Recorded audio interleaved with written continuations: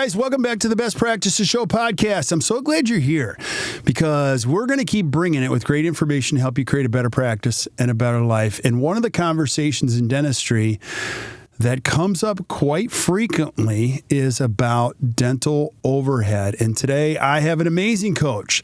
She's not only an amazing coach, but she's like my right arm and our operations director, Christina Byrne. We're going to be talking about the dental overhead essentials, 2 aspects you can't ignore.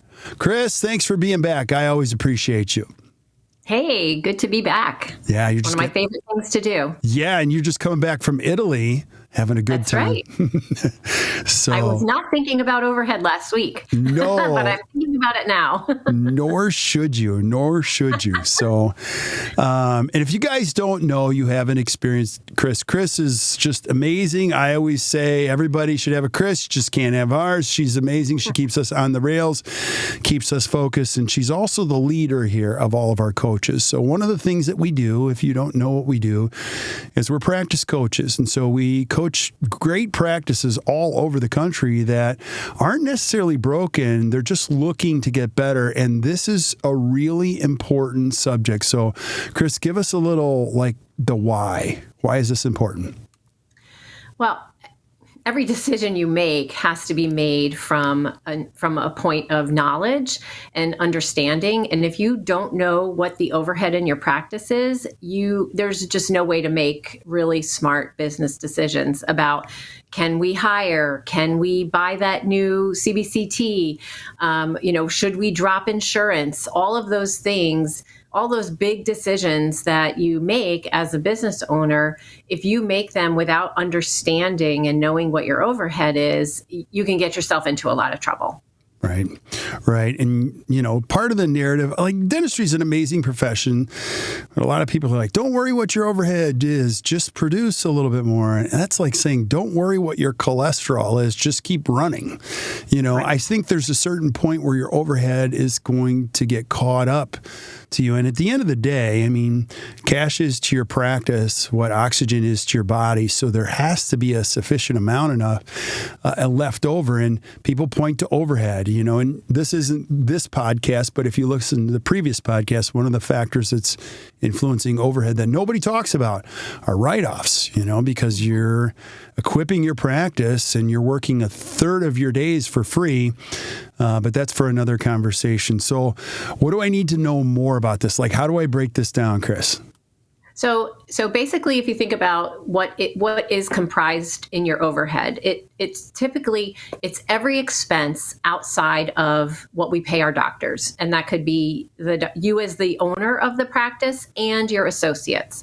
So you think about it in these 7 main segments, and the biggest one, and we always like to say it's not really an expense, it's an investment, is your team compensation. That is typically one of the biggest percentages of overhead that most of our offices will see.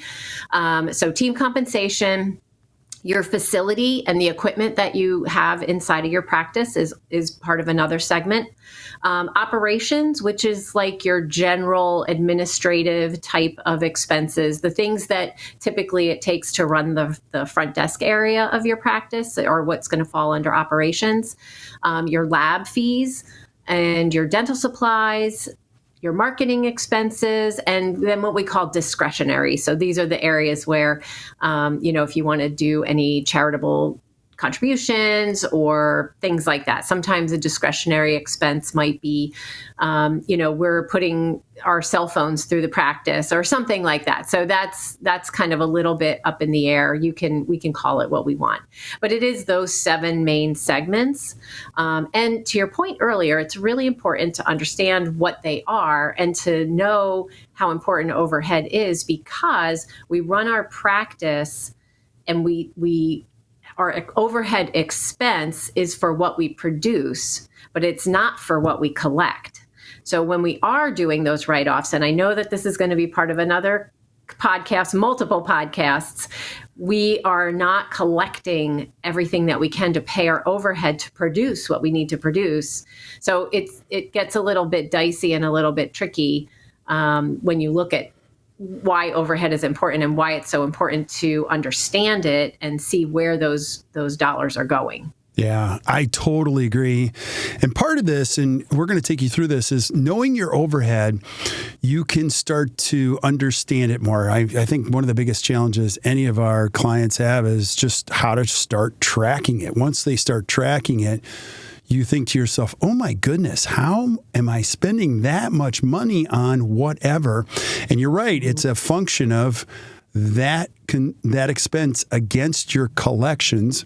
And it's important to maintain profitability. I say this all the time. I live in Wisconsin. They have this thing called snow. And so it can wipe out a couple days of your practice. And when you have a super high overhead, you are stressed to the gills. When you have a lower overhead, you say, hey, listen, we've got some margin here. We're going to be okay. So it's important, right? Right. Oh, for sure. And it's going to also help us to put budgets in place for the following year. It's going to help us to put goals in place. Write-offs aren't all of it. And some of it's not just the insurance write-offs. There are a lot of practices we work with who don't track their elective write-offs. And that's a really important piece to see too, because sometimes, we're going to courtesy this, we're going to courtesy that. And at the end of the month or quarter or year, that adds up to a lot. So just being aware of what does it actually cost to run this practice, and are we collecting every single dollar that we are entitled to collect? Yeah, absolutely. And you can, through that, you can do a little bit more forecasting. You can also understand the overall profitability, because I get it. People are thinking about, well, how do I grow? But you can really understand it better. And, let's say you want to add services or locations if that's your thing. But once you get your arms around this, it just lends itself to better decision making overall, don't you think? Yes, for sure. And, when we split these expenses up even further, filtering them down into what's a fixed expense and what's a variable expense, then we can really look at how can we cut these costs? Because there are some costs that you're just not going to be able to cut. That's what we consider our fixed expenses. But with our variable expenses, and we'll go into that, you do have a little bit of control over that.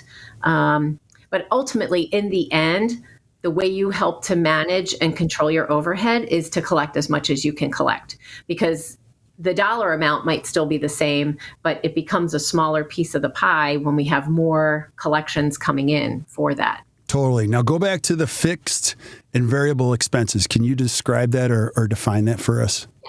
So your fixed expenses those are the things that are going to remain constant no matter what you produce or how many patients come into the practice. These are the things that they recur on a monthly basis, and they don't vary much day to day. So that would be your rent, right? So your rent is your rent. And to your point before, if it's snowing and we have to shut the office for 3 days, your landlord isn't going to say, oh, I'll give you a credit for 3 days.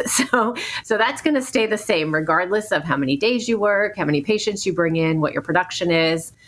Your team salaries as well. That may vary slightly when there are days off, but for the most part, we look at our team compensation as a fixed expense, because if my hygienist is here for 8 hours and he or she has a cancellation, I still have to pay her, and we are not making that production. So that's a fixed expense. Your insurance, meaning your malpractice insurance, your property insurance, the insurance on the practice, what have you, that's going to stay fixed as well. Health insurance costs, if that's something you provide for your team members. Any loan payments, same thing. The bank is not going to tell you it's okay to take a couple days off if we have to close for snow. So those are constant. And then any subscriptions for your practice management software, or if I have any services that I'm, that is a constant month to month subscription, or something that is caring for pieces of the practice that we have to do regardless of whether or not we use them. Yeah, absolutely. And they're we really. Oh, you go ahead. You go ahead. I was just gonna say, they just can't be controlled. We can't really do too much to control those. The way we control those is, again, make that percentage of the whole smaller by collecting more. Yeah, absolutely. Now, there's always the argument, well, salaries, are they really fixed expenses? Yes, they are for the most part. And I'll just say this, and again, probably for another podcast, if your staff salaries, or we don't like the word staff, but team salaries are 33%, your first thought is, well, I pay people too much. No, you probably don't. And in most cases, you don't. The fact is your practice doesn't collect enough to support your salary. So that's one thing to think about. So there's a lot of things that could be influencing that. And I'm a big believer of what Frank Spear said years ago. He's like, if your staff salaries or team salaries are in the 30s, you have a very people-dependent practice, and there's probably not a lot of systems in place, and everybody feels overworked and underpaid. And I found that to be true. The more you get down into the 20s, you can actually pay people more. It's a much more organized setting for the most part. Wouldn't you agree, Chris? So that's a good example. Yes, 100%. Because when we become more people dependent and less systems dependent, when things go crazy or get a little out of kilter, the first instinct is we got to hire somebody else. And so now we're adding to that compensation investment or expense, but we're still not efficient. And so it's not great. Some of our most efficient practices are the ones who have really great systems in place, and they have limited team members, but the team members know exactly what it is that they need to do. Everybody has their own responsibilities and accountabilities, and they know what they are. And so they just can run a really tight ship, and their team compensation is lower, and they're able to collect more. So it works out really well. And again, going back to understanding when you need to make those business decisions, and say, hey, you know what, we are getting busier, but our team compensation is low. We're collecting everything we can. I think it is time to add another team member here and see what we can do with that, rather than just doing it out of emotion and fear. Yeah. And to your point, that's spot on. When you do have your arms around the overhead and you have good systems in place, you know exactly when to hire somebody or add somebody. And it's not unusual for us in this community to see a practice that has 3 people at the front desk, and a really well-run practice can produce and collect more with 2 people at the front. So as you can imagine, it's just better. It runs more efficiently, and everybody knows the why. So those are some things to consider when it comes to overhead expenses. The worst thing to do is to cut to grow. Like, I got to trim everyone's salary to create some breathing room. And one of the things we do here is just work on people's thinking. I always tell people, it's not the problems that are the problem, it's how you think about it. So if you're heavily involved in PPOs, you probably have somebody working at the front that works for the PPO, but you actually pay their salary, and actually you're not collecting it all. I mean, it goes back to what we said before. So what we want you to do is just think better about your costs and how it relates to your overhead. Now, tell us about variable expenses. What are those? So that's where you have a little bit more freedom to take a look at what we can do to budget better. And so your variable expenses are those that do fluctuate with the level of production or patient volume that you see. So they're directly related to the day-to-day operations of the practice, and depending on how many patients we see, how many days we're open, what services we provide, those may fluctuate. So for example, if we're doing a lot of crowns in 1 month, our lab fees are going to be higher. If we're doing a lot of, we have a ton of hygiene patients, then our dental supplies are going to be higher, because we're going to have a lot of, we're going to be using up our gloves. We're going to be using up our prophy paste and things like that. So they do fluctuate. But again, this goes back to, I'm buying these supplies and I have these lab fees based on what I'm producing, not necessarily what I'm collecting. So, just a plug to watch those write-offs. Also your utilities, right? If you're not in the office, if you're closed for a week or so, you're not going to be using your electricity or your air conditioning, things like that. Marketing expense is something that's variable. We can look at that and put some budgeting in place. Continuing education is another expense that is variable. So if there are areas where you can maybe look to trim, that could be one of them. And then repairs and maintenance of the facility and the equipment and things like that. Now, I say that, but I also don't want things to be broken, right? You can't have things broken, but there is a way to look at that, just like you would in your own home, get a couple of quotes, figure out what you want to do versus just calling the first person in the phone book. Not that people use a phone book anymore. I'm showing my age here. I have one. I don't use it, but I do have one. But you do have control over those things. You have control over who you use, who your suppliers are, which labs you use. So you do have some control over those things. And that is when we put a budget in place with our doctors, that is the one thing that we can say, let's look at this carefully, and we'll look into some things that we can do from an actionable standpoint on how we can impact those variable expenses. Yeah, absolutely. And the whole idea of this is, number one, just start tracking them. By tracking them, you'll start to understand them. Then you can use the great framework that Chris has put together here. Is that a variable or is that a fixed expense? And when you start to see its relationship to the overall collections, you'll see it's very... they have great relationships. It's very obvious. It's very... scientifically based. You can see why things happen the way they do. And you can also start to establish patterns, over the course of a quarter. Here's a trend that we see. A lot of people disappear in March. So they only work 11 days or 9 days in March. And as you can imagine, it's a little bit different. And so now you can start to develop an entire budget for the whole year. And what it ultimately, money's not the goal in anything, but like the goal of creating a practice where you understand the overhead is that you just have margin. You've got margin to be able to be with patients. And it's the old adage that when you need it more than the patient does, they can feel it. So knowing your overhead is really important, and having enough margin there is really important, and knowing what influences your overhead is really important. So that's really key. So give us some final takeaways on this or some final thoughts. So basically, I would say, as something you can do immediately is create a budget for your dental supplies. So way back when I first started with ACT, our budget for dental supplies was 4%. We've had to increase that to 5% as a recommendation, just because we know that things are more expensive now. So basically what you would do is you would look at your previous month's collections, net collections. So what did we actually literally take into the practice?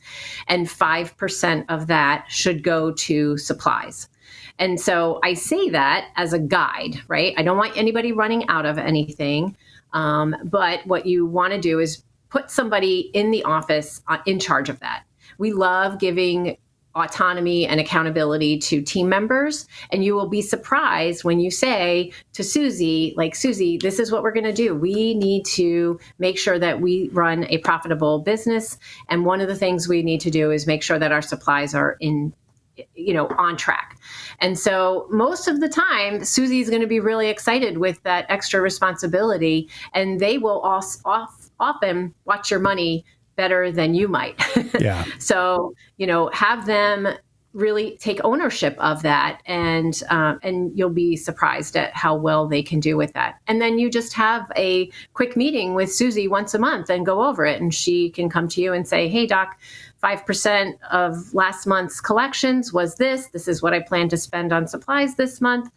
Is that okay? And then you give approval. If it's over, that's okay too, as long as she comes to you and lets you know that, we have to go over because we are completely out of prophy angles.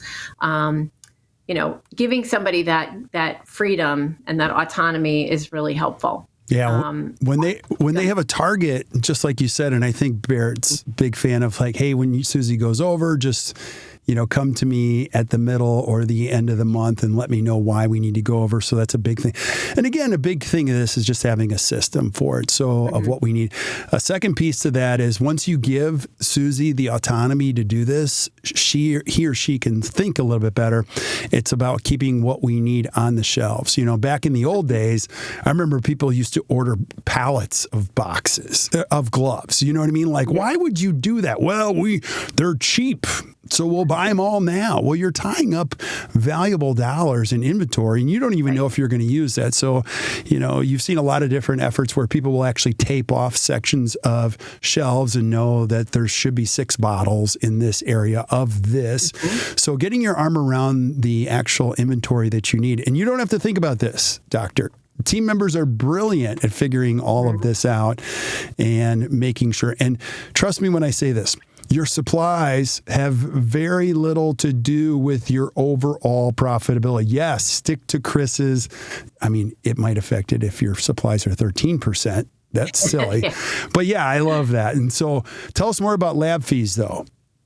Same thing. Obviously, doctors are very tied to their lab. And if you have a lab that you love, I don't want anybody to go to an inferior lab just to save money. But you can also talk to the lab and just see if there's any way that you can work together and see, is there something we can do differently? Again, making sure that we're getting the quality that we want, and also just going to them and seeing if there's anything that they can do. Again, putting somebody in charge of that is another great way to give somebody else ownership of that, so you're not the one worrying about it all the time. That one is, while it is variable in the sense that it is dependent on the type of work we do that requires a lab, sometimes you may not be able to cut as much with that one, but it's worth a shot. It's worth trying, and also figuring out. We tend to say somewhere in the area of 7 to 8 to 9% of your net collections is where your lab fees should be. And we know too, a lot of offices now are printing in-house, and they have Xerox or machines like that. So you have to account for those things too. So if I'm buying blocks or I'm buying stuff for my 3D printer, that's not a dental supply anymore. It's now a lab fee. So thinking about it in terms of that, it's just thinking outside the box a little bit. Yeah, brilliant. 2 other things I just thought of. If you work with a great lab person, what goes beyond cost is their ability to coach you. If you find a great lab person, let them coach you because they want to coach you. And some dentists don't have an ego that will allow that process. Please be humble because they can give you so much insight on how to become a better dentist every single time. And so that's one piece of it. It'll eliminate or reduce the amount of remakes. A second piece of this is getting a great coach like Chris, because she'll just tell you, look, you got to charge more for this. You have a great lab, but you're a wuss, you're not charging enough. I would never say that. You would never say that, but I am a wuss, so people can say that to me. But the truth of it is, and please take this the right way, is, sometimes we get a lot of great dentists and they've been trained really well, but they're still not charging what they're worth in the marketplace, or they haven't accounted for their time that they put into a case. So all of that matters. And as you can imagine, when your pricing falls, number one, you're charging your full fee. Number two, your fees are in the right realm. And number three, you feel like you're worth it now, and your dentistry supports all that. Now you're going to see those costs as a function of percentages fall more in line. And then what about repairs and maintenance, Chris? Yeah, so this is one where you have to look and see where are people's strengths in the office. So just because something falls apart doesn't mean we have to immediately call our service rep, right? What can we fix on our own? I like to think about, there's got to be somebody in your office who's MacGyver and can work really well with a paperclip and a piece of tape.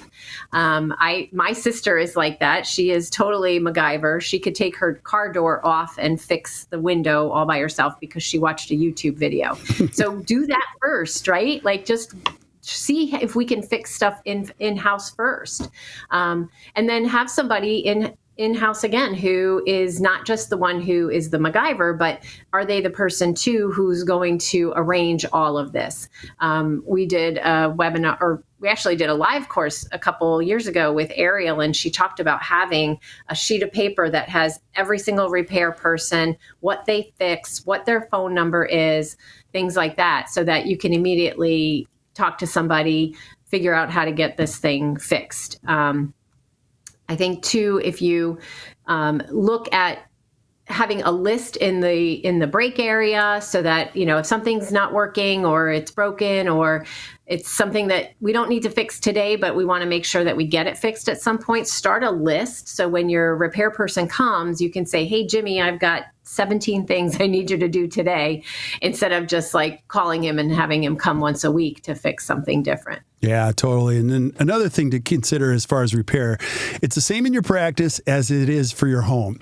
It's to schedule regular maintenance, and some people are just too cheap to do that. Like if you don't do maintenance on your furnace, you know what's going to happen, and it's going to be costly. So something you might want to consider to reduce your expenses are, a master checklist of things that have to be done once a week, once a month, once a year, or once every other year, and just making sure that those things are done, and that'll eliminate that. But I do love what Ariel suggested, keeping a list, because sometimes the best repair people are transient. They move around a little bit, or they go into another industry. You know how valuable it is to have a plumber or even an electrician who you trust, and trust is the key word. So that's a big time saver if you can have a list of people that can help you with that. That is awesome. Cool. Right. So what other thoughts do you have on this, Chris? Because I could ask you a million questions about overhead forever. I think my biggest takeaway is to just, think about the ways that we can reduce our overhead. Really is about collecting more of what you produce than looking at than writing off so much. So again, even if you're fee for service, pay attention to your write-offs. What are you giving away? And if you want to give away dentistry, that's amazing. That's another thing you can have a budget for. So once a year we say, okay, this is what we're going to give away to patients in need, and then put a system in place. I had a client do that a couple years ago. They really wanted to give back to their community. So they set out and they put a system in place for how they were going to evaluate their patients. And it turned out it was a patient who had some domestic issues at home and had lost some teeth. And so, that was who they chose. And I thought that was a fantastic way to get their team involved, and also to, keep it, again, within the budget, so that we're not just giving stuff away. We're being a little bit more intentional about it, and still being able to give back to that community. Absolutely. So it's really important. And work with your team. We can't say that enough. Like in certain areas of your practice, you can really enlist the help of your team to understand and keep your costs in the right realm. And we do this because we want you to have a better practice and better life. And a big challenge that you're all going to have in the future, 61% of dentists say this will be their number one challenge, is how do I keep, retain great team members. And a big piece of that is, how do I make sure that their compensation is a good piece of that? And in order to do that, you have to be profitable. And so your overhead is a big piece of this. So being more and more profitable every year is critically important. The other thing I'll say is about overhead is that the easiest practices to sell, because someday you're going to transition. And the easiest practices to sell or transition in the United States are the profitable ones. The hardest ones are there's no profit. The overhead's super high. And as you can imagine, there's a lot of reasons for that. And then ultimately, if you're a dentist listening, you're going to want to retire at some point. So retaining some of the margin instead of just living on what's left over and investing that into your investment portfolio is going to be really important. The thing to remember is that depending on who you are, I mean, there's going to probably be between $4 and $25 million that's going to go through your hands if you own a dental practice for more than 20 years. You're going to have millions of dollars come into your business and out. And it's important to lower the overhead, create enough margin, and save a little bit of that along the way so that you can say, hey, I'm good when it's all said and done. And so our hope is that you use this information. And if you're just struggling, I'll just say this, raise your hand. We're here to help you. That's what we do. We have a full-time therapist here. Her name is Gina, Gina. She will help you, at least point you in the right direction. We also have some great resources. We've got a roadmap to practice profitability. If you want that, Gina will help you with that. And then we can also give you some guidance. We actually have a great handout called How Money Flows Through Your Business using your 3 financial statements, and we're happy to share that with you. So along the way, if you need any help, we're here to help you. So Chris, thanks as always. Thanks for coming back from Italy to join us again. So I know I almost got citizenship there. No, we'll see. You can't do that. Just kidding. We would have had to move the whole operation to wherever you were. So you're the best. All right. Well, stick around when we say goodbye to everybody else. But thank you guys for listening to the Best Practices Show podcast. Hey, if you're enjoying this, please do us a favor. Please share this with your friends. And if you would, please give us a review. Give us a great review, because you know what that does? That allows us to find other great people like you. We're going to keep bringing it. So keep showing up and keep spreading the word. So until we see you guys next time, or you hear from us next time, keep watching or keep listening to the Best Practices Show. You guys enjoy your day.